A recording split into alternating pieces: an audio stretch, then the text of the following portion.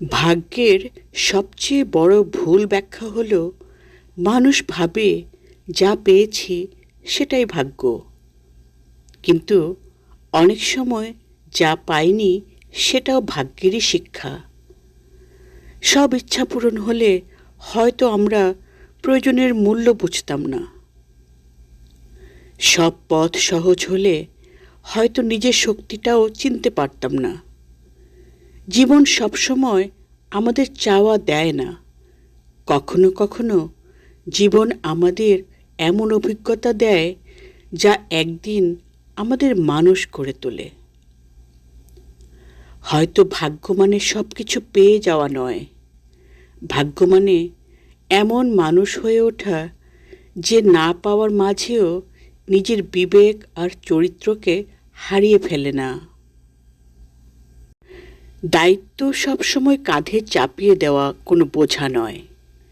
অনেক সময় এটি এমন একটি নীরব প্রতিশ্রুতি যা কাউকে না বলেও একজন মানুষ প্রতিদিন পালন করে।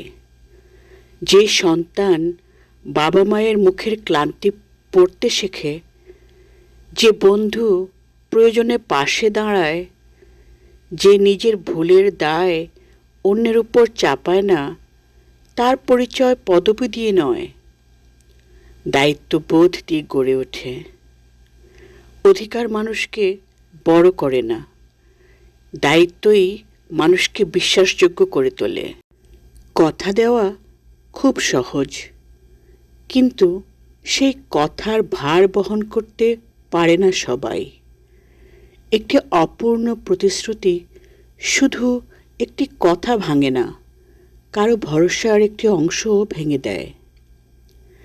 যে মানুষ আপনার কথাকে বিশ্বাস করে অপেক্ষা করেছিল, সে হয়তো আপনার অজুহাত নয়, শুধু আপনার আন্তরিকতাটুকুই খুঁজছিল।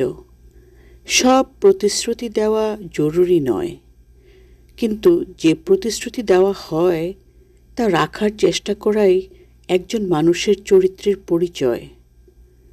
কথা কম হলেও ক্ষতি নেই, যদি সেই কথার উপর একজন মানুষ নিশ্চিন্তে ভরসা করতে পারে।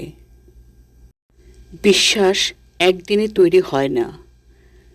ছোট ছোট সত্য, রাখা কথা আর নির্ভর করার মতো আচরণ, এসব মিলেই ধীরে ধীরে একজন মানুষ অন্য একজনের মনে জায়গা করে নেয়। বিশ্বাস ভাঙতে খুব বেশি কিছু লাগে না, একটি মিথ্যা, একটি প্রতারণায়